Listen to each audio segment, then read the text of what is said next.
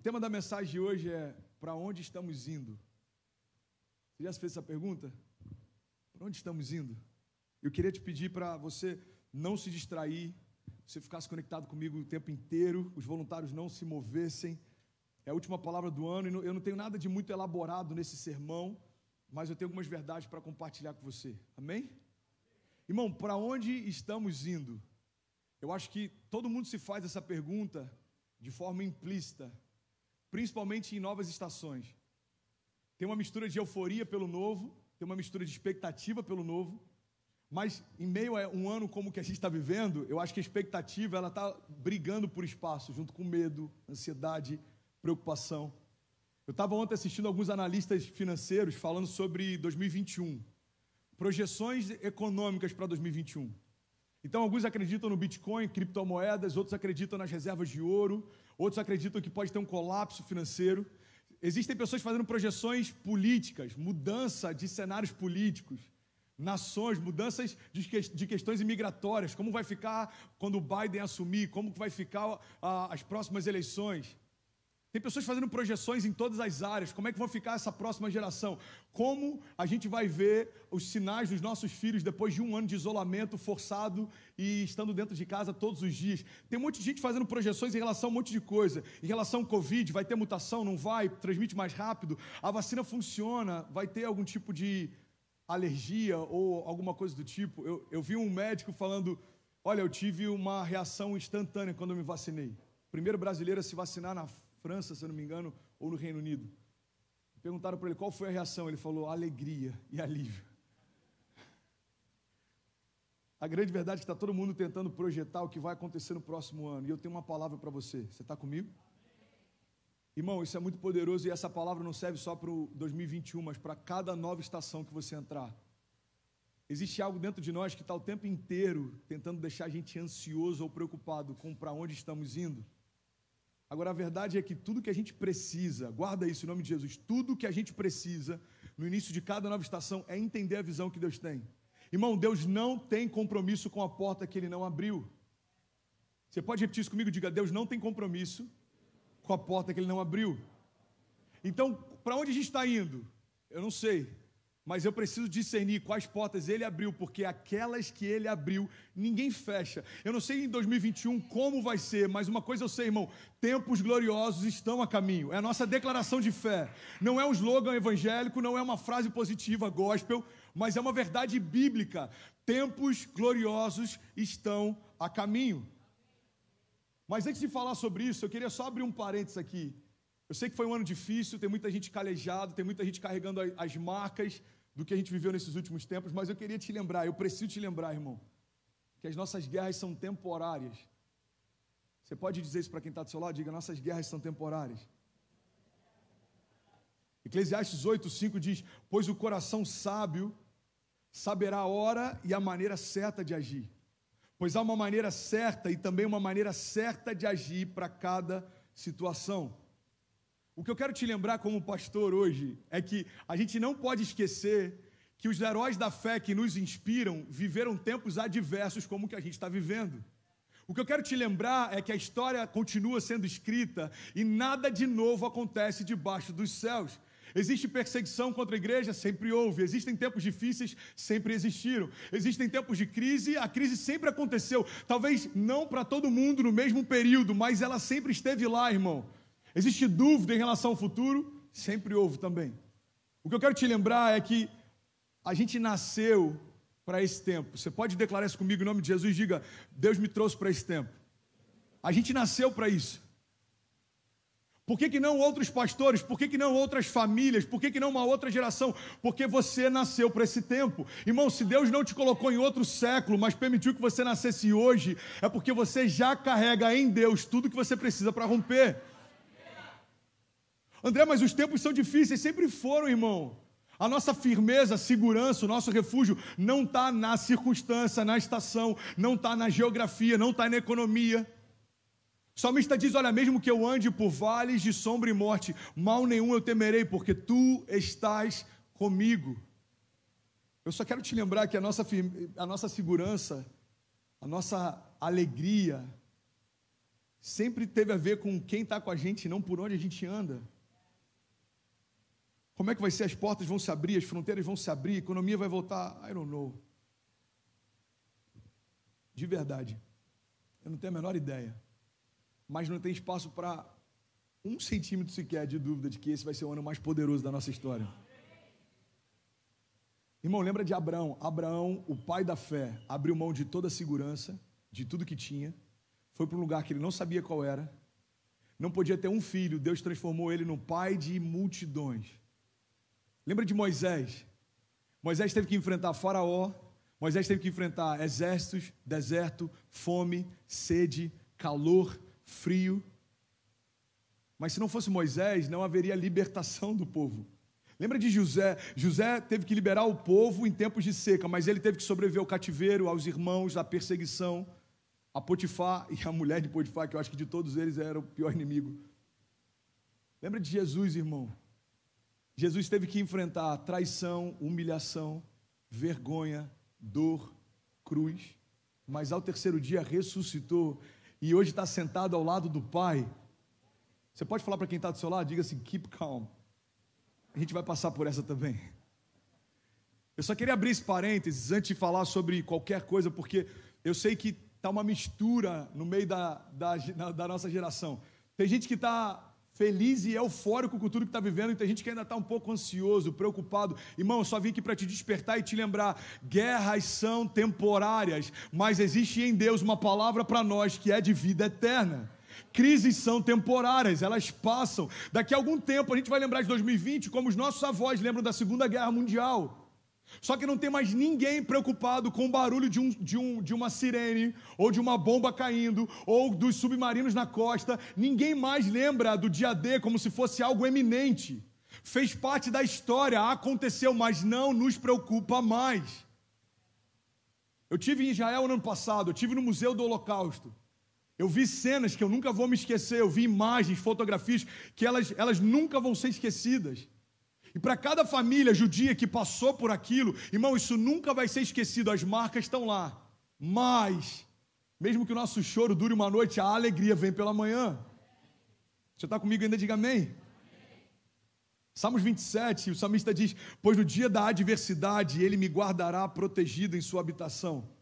E no seu tabernáculo ele me esconderá e me porá em segurança sobre um rochedo. Então eu triunfarei sobre os inimigos que me cercam. Sabe, a palavra de Deus nos dá algumas direções práticas. Eu queria chamar o Alberto, se quiser me dar uma força, só para parecer que essa palavra está mais espiritual. Eu quero te dar algumas direções práticas em relação aos nossos inimigos. Você está comigo? Primeira chave que eu quero compartilhar. Você precisa se antecipar a eles. Irmão, a gente não dá mais para reagir aos ataques, a gente precisa se antecipar a eles. Mateus 10, 16, Jesus diz, olha, eu estou enviando vocês como ovelhas entre os lobos. Portanto, sejam prudentes como as serpentes e sejam simples como as pombas. A gente não pode confundir fé com ausência de prudência. A gente não pode confundir fé com ausência de planejamento. A gente não pode confundir fé com ausência de posicionamento. Irmão, o teu posicionamento em 2021 vai determinar o ano que você vai viver. O teu posicionamento define os seus limites, o teu posicionamento define o teu tamanho, o teu posicionamento define o teu testemunho, o teu posicionamento define o teu legado, o teu posicionamento define os teus frutos, o teu posicionamento define os teus filhos. O teu posicionamento define a tua estatura diante dos homens. O teu posicionamento define a quantidade de milagres que você vai viver, a quantidade de sinais que você vai ver. Irmão, a gente precisa entender que grandes homens de Deus se posicionaram de uma forma diferente do que os homens naturais daquela época se posicionavam. Você quer um exemplo claro? Sansão. Gerado por Deus, desejado por Deus, escolhido por Deus, fortalecido por Deus, inspirado por Deus, terminou como um palhaço. Por quê? Deus queria que ele fosse um palhaço? Não, ele não se posicionou à altura da identidade que tinha.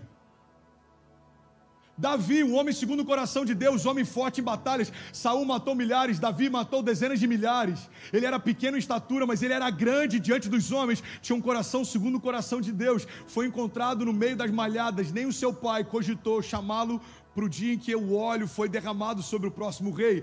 Davi era improvável, Davi era puro de coração, Davi era intenso, era ousado, Davi não era medroso, pelo contrário, se escondeu na caverna de Adulão, ele teve que enfrentar perseguidores, ele teve que juntar valentes homens que eram considerados loucos naquela época, mas um pequeno exército foi capaz de mudar toda a história.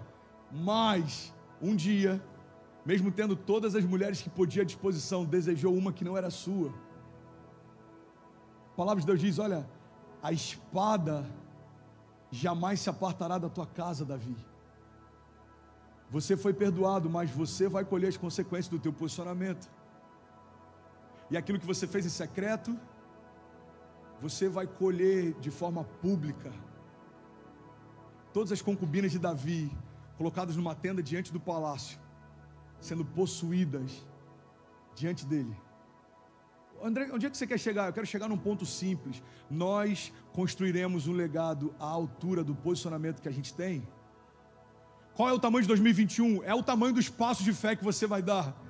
Qual é o tamanho da medida da revelação de Deus sobre a minha casa 2021?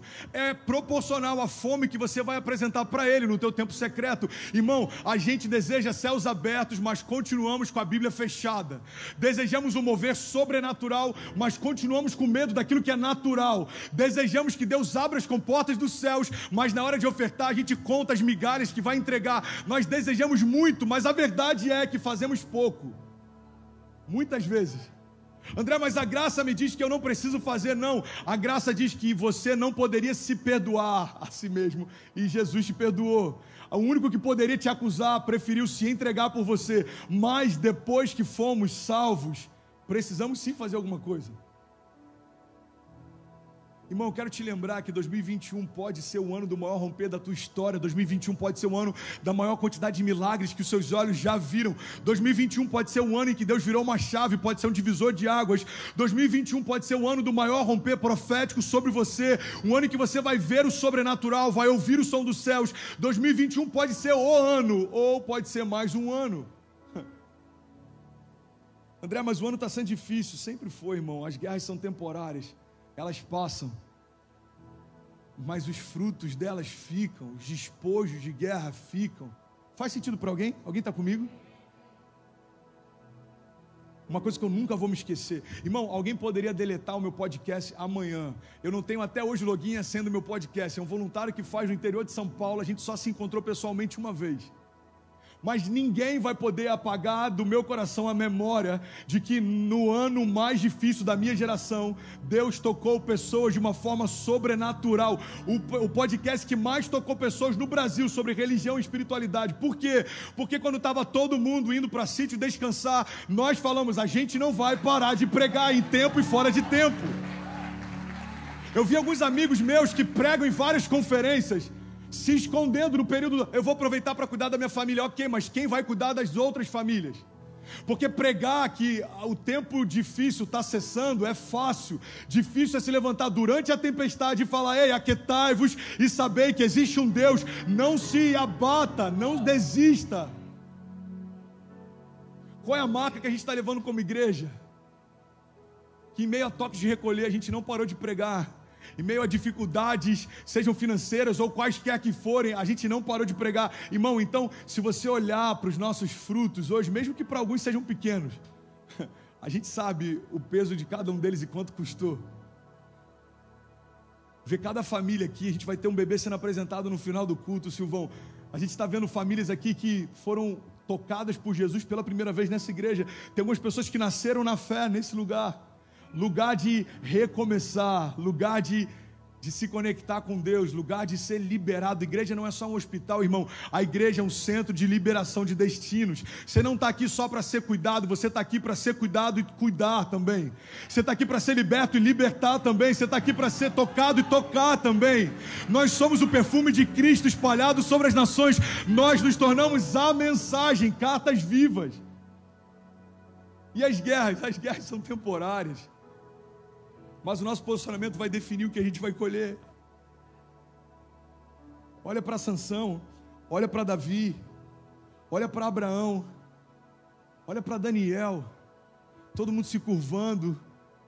por medo da morte, ele fala, cara, eu não vou dobrar os meus joelhos a nenhum nome que não seja do Deus vivo. Por que a gente fala de Daniel até hoje? Porque ele não fez o que todo mundo fazia.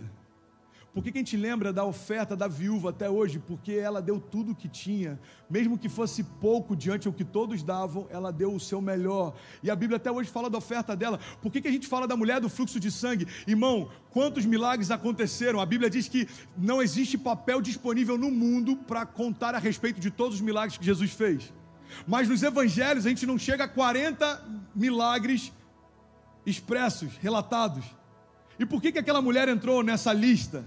Porque ela enfrentou a multidão, ela saiu do lugar onde todo mundo estava e ela foi aonde ela precisava ir. Ela disse, se eu apenas tocar na orla das vestes dele, certamente eu serei sarada, curada.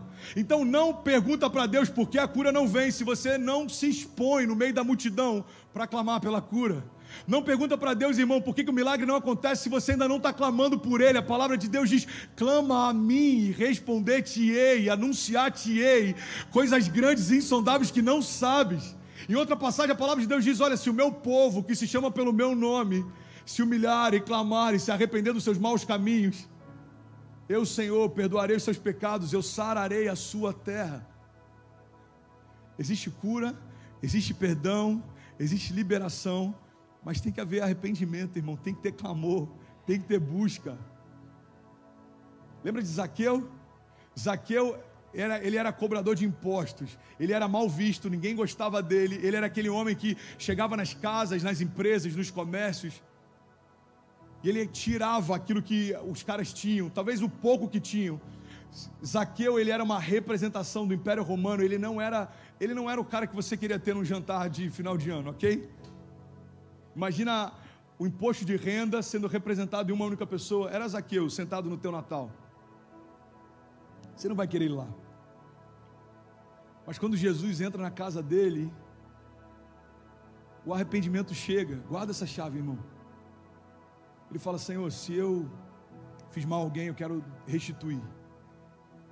E se eu fui pesado a alguém, eu quero restituir 4 vezes mais do que todo o mal que eu fiz. Qual que é a resposta de Jesus? Ei, Zaqueu, a salvação chegou à sua casa. Você percebe que não tem a ver só com Jesus entrar em casa, tem a ver com como a gente se posiciona depois que ele entra. A história não fala sobre Zaqueu só porque Jesus visitou inúmeras outras casas, mas a história fala sobre Zaqueu porque quando Jesus entrou, Zaqueu se arrependeu e foi restituído. A salvação chegou na tua casa. Irmão, 2021 não é do tamanho ou do número da quantidade de vezes que Jesus te visitou. 2021 vai ser proporcional a como você vai se portar quando a presença dele chegar. Porque todo culto Jesus está aqui, ele garantiu, quando 2 ou mais estiverem reunidos em meu nome, eu lá estarei. E tem cultos que a gente mergulha, e tem cultos que a gente está no automático, tem momentos que a presença dele está passeando, e a gente está tocando nas vestes dele, está sendo sarado, está sendo curado, e tem momentos que a gente só está pensando no que vai comer depois do culto. Irmão, você percebe? Não tem a ver com a presença dele apenas passeando, mas como a gente se move quando a presença dele está no ambiente. Como que vai ser 2021? Você que vai definir. Aquele que clama vai receber resposta, irmão. Aquele que bate, a porta se abre. Aquele que pede, recebe. Você está comigo ainda? Diga amém. Você precisa se antecipar às lutas. Segunda chave é que a gente precisa entender que o inferno sempre vai se opor a você. Isso não é o que ele faz, isso é quem ele é. Então a gente, ao invés de pedir para que as lutas diminuam, a gente tem que pedir para que Deus aumente nossa patente, para que Deus aumente a nossa resistência, porque o inferno não vai diminuir a intensidade com quem vem contra você, irmão. O inferno odeia você, eu já falei isso e eu quero te lembrar. O inferno odeia você, o inferno odeia suas promessas e o inferno odeia sua família. Agora, como um bom carioca, a resposta que a gente tem que dar para o inferno é: o problema é dele. Porque Deus ama você, Deus ama as promessas que te fez, Deus ama a família que te deu. Então, assim como batalhar contra você é quem Ele é, proteger e cuidar de você é quem Deus é. Olha o que a palavra de Deus diz, irmão. Salmos 34 diz: busquei o Senhor e Ele me respondeu, livrou-me de todos os meus temores. Os que olham para ele estão radiantes de alegria, seus rostos jamais mostrarão decepção.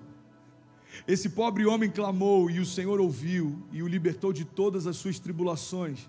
O anjo do Senhor é sentinela ao redor daqueles que o temem e os livra.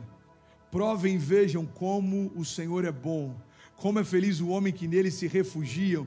Temam o Senhor, vocês que são os seus santos, pois nada falta aos que o temem. Alguém pode dizer glória a Deus por isso?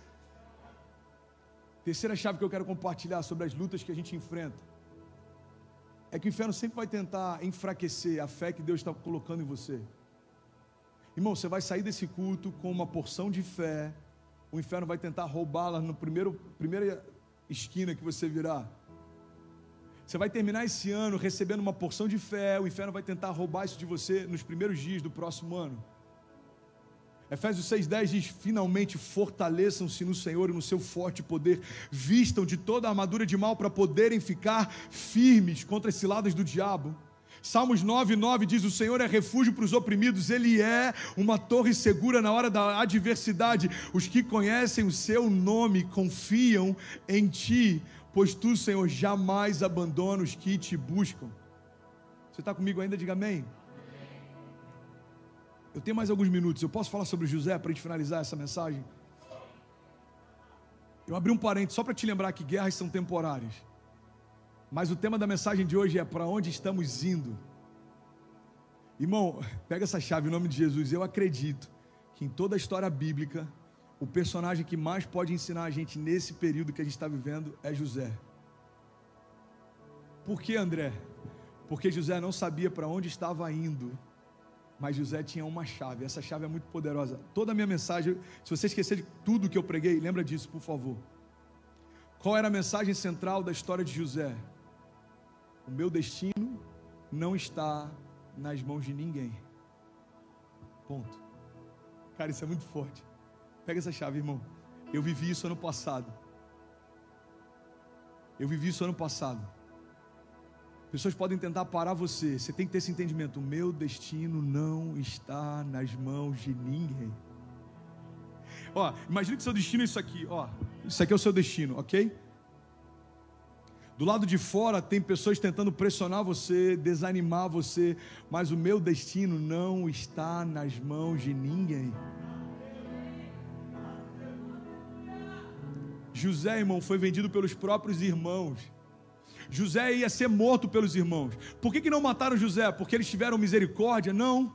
Porque eles entenderam que seria melhor ter lucro com ele do que só se desfazer dele. Os irmãos já tinham jogado ele num poço. Depois lembraram: cara, por que a gente não vende ele? Porque além da gente se livrar do problema, a gente ainda lucra com o nosso irmão. Irmão, José foi vendido. Os irmãos fizeram lucro com ele, se desfizeram dele. E os irmãos, no entendimento deles, tinham selado o destino de José. Sabe qual é o problema do inferno, dos nossos inimigos? É que eles ainda acreditam que pode definir qual é o final da nossa história, mas o nosso destino não está nas mãos de ninguém. Foi assim com José, foi assim com Jesus. O inferno falou: vamos colocar ele numa cruz. É o tipo de morte mais humilhante, vai ser humilhante. Vamos envergonhá-lo, E como que a gente vai fazer isso? Já sei. Vamos pegar um dos que anda próximo dele para vendê-lo, porque isso é o que mais humilhante poderia acontecer. Alguém que foi escolhido a dedo por Jesus vai entregá-lo por 30 moedas de prata. Irmão, foi tudo desenhado. Mas quando Jesus entrega o seu espírito, ele está declarando: meu destino não está nas mãos de ninguém. Ao terceiro dia, o espírito de vida vai me trazer de volta. Hoje eu quero falar sobre José. Cada novo desafio que ele vivia, ficava muito claro esse entendimento: eu não sei para onde eu estou indo, mas o meu destino não está nas mãos de ninguém. José, acorda. Onde é que você está? Agora você é escravo. Você dormiu com a capa colorida do teu pai e acordou com correntes e algemas nas suas mãos. Você ainda acredita na promessa? Acredito. Porque o meu destino não está nas mãos dos meus irmãos, nem daquele que acabou de me comprar. Deus fará aquilo que prometeu que faria. Irmão, José é um exemplo de resiliência, José é um exemplo de intencionalidade, José é um exemplo de esperança mesmo em meio ao caos, porque ele ficou anos esperando para que se cumprisse a promessa. José poderia no primeiro ano, no quinto ano, ter falado: cara, quer saber, eu acho que Deus se esqueceu de mim. Mas existe uma mensagem na história de José, eu quero que você guarde isso para 2021. Ele sabia que não importava o tempo que ia passar, onde ele estaria, o que ele enfrentaria, o destino dele não estava nas mãos de homens. E olha que interessante, irmão. Podem tentar me parar, mas é Deus quem move meus passos. Os irmãos acreditavam que estavam levando ele cativo. O que eles não sabiam é que a cada novo cativeiro de José, ele estava mais perto do palácio. A cada cativeiro de José, ele estava mais próximo do destino. Irmão, parece em alguns momentos que a gente está sendo levado para longe da promessa, mas eu quero liberar essa palavra sobre você. A promessa de Deus, ela não depende da geografia que você está. Parece que as ondas estão arrastando a gente. Paulo está naufragando. O que vai acontecer? Vai parar o ministério de Jesus sobre ele? Não, irmão. Ele só está sendo levado mais próximo do destino profético dele. Apóstolo em cadeias, pregando para o governador, pregando para o imperador. Podem tentar me parar, mas é Deus quem move meus passos. Segunda coisa que a gente aprende com José: podem tentar me calar, mas é Deus quem me dá a voz. José tem uma visão de Deus, irmão. Qual é a visão que José tem? Você vai exercer influência e governo sobre os seus irmãos. O que os irmãos fazem? O seu inimigo nunca vai tentar convencer Deus de desfalar o que falou, porque é impossível. Os irmãos não clamaram a Deus, falando: Deus, por favor, usa um de nós, não José. Deus, por favor, cancela essa promessa e faz outra. Deus, por favor, anula essa visão e dá outra. Não, o inimigo ele nunca vai tentar desfalar o que Deus falou. O que ele vai tentar fazer? Calar você, para que você pare de falar o que Deus já te falou.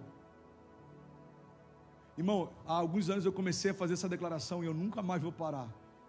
Todo ano, do primeiro ao último dia eu declaro: esse já é o melhor ano da nossa vida. Teve dias que dívidas tentaram me calar, eu continuei pregando: esse é o melhor ano da minha vida. Eu já falei sobre isso aqui há 4 anos atrás, eu já preguei numa conferência lotada com a minha luz cortada, irmão. Eu já plantei igreja com a ampla cortando a luz lá de casa. E está tudo certo. O meu destino não está na mão de ninguém. Então por isso você fala: irmão, e aí, como é que é a sensação de você agora estar morando nos Estados Unidos, ter um filho americano? É natural, é impossível ser fiel à promessa que Deus te fez e não cumprir, e não ver Deus cumprindo tudo que Ele te prometeu. A questão não é se Ele vai fazer, a questão é a gente manter o nosso coração seguro enquanto a gente ainda não viu aquilo que Ele já fez. Ele vai fazer, certamente fará. Certamente fará o que prometeu. Ele não é homem para que minta, nem filho do homem para que se arrependa. E eu sei que o meu destino não está nas mãos de ninguém. Terceira coisa que a gente aprende com José: pode até esquecer de mim, mas quem me chamou nunca esquece. Irmão, José foi lembrado no lugar mais improvável. José estava fazendo o que existia de mais improvável. José dorme como escravo e acorda como governador sobre todo o povo. Sabe qual que é o problema da nossa geração? Tem mais pessoas morrendo por necessidade de aprovação nesse tempo do que por perseguição. O problema é que a gente está numa geração, e eu me incluo como o início disso. Presta atenção, irmão, que a gente está mal acostumado com a aprovação imediata. As redes sociais, elas geraram um fenômeno sociológico, a necessidade de aprovação imediata. A gente faz um post, não tem tantas curtidas quanto imaginou, arquiva e posta outro. A gente vai filtrando qual é a legenda que mais viraliza, qual é o tipo de foto que mais alcança, qual é o tipo de mensagem que mais toca, porque se o número de curtidas não satisfizer a nossa necessidade de aprovação imediata, a gente se sente frustrado, abandonado. Se poucas pessoas curtiram o que a gente falou, ou um vídeo que a gente postou, ou um projeto que a gente fez, a nossa sensação, mesmo que inconsciente, é: cara, esqueceram de mim.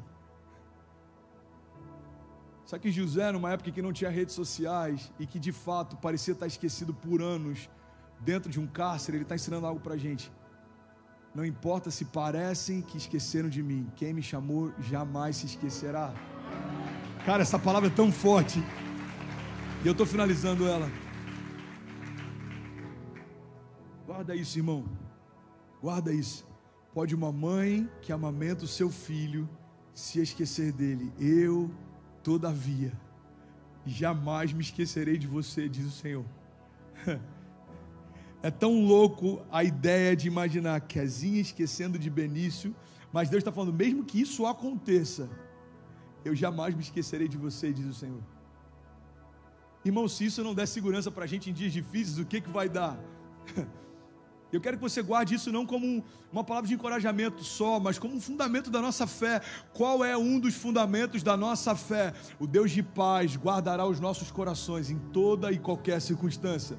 Qual que é um fundamento da nossa fé? Deus é o nosso refúgio e fortaleza. Ele é socorro presente na hora da angústia. Outro fundamento de fé: se eu me esconder nele e habitar nele, eu descansarei à sombra do Onipotente. O Deus que pode todas as coisas vai guardar os meus passos. Você quer outro fundamento de fé? Não há nada que Deus não seja capaz de fazer. A fé não limita a Deus e Deus não limita a fé. A gente precisa entender, irmão, que tem coisas que a gente viveu até aqui, que trouxeram a gente até aqui, mas não vão levar a gente às próximas estações. Eu juro que eu estou terminando. Vocês me dão mais 2 minutos, de verdade, 2 minutos. Guarda isso, irmão. Você vai precisar enterrar o teu passado para desenhar o teu futuro. Você vai precisar se despir das roupas marcadas e sujas e talvez cheias de rasgos desse tempo de guerra, para vestir vestes de louvor. Eis que estou fazendo uma coisa nova, diz o Senhor. É cíclico, irmão. Esse ano foi incrível, foi poderoso, foi desafiador, foi difícil, foi intenso, foi um ano de milagres, foi um ano de perdas, foi um ano de conquistas, mas ele está acabando. Você precisa enterrar o teu passado para desenhar o teu futuro. E o meu convite para você é: faltam 4 dias para o novo ano. Não perde tempo, irmão. São 4 dias de você estabelecer o novo de Deus. Irmão, lembra de José? Tentaram calá-lo, tentaram pará-lo, tentaram desanimá-lo, tentaram vendê-lo, tentaram fazer o que for, mas ele sabia de uma coisa: o meu destino não está nas mãos de ninguém. Eu li uma frase esses dias, o nome do autor é D.L. Moody, ou algo do tipo. Ele diz: eu nunca conheci um homem que me deu tantos problemas como eu. Eu nunca conheci um homem que me deu tantos problemas como eu. Quero liberar isso sobre você. A única pessoa capaz de abortar o teu chamado é você. A única pessoa capaz de parar a tua família é você. A única pessoa capaz de impedir os milagres de Deus sobre a tua casa é você. Porque a parte dele, ele já fez. Olha o que a palavra de Deus diz: para todas as promessas que ele nos fez, ele já liberou o sim.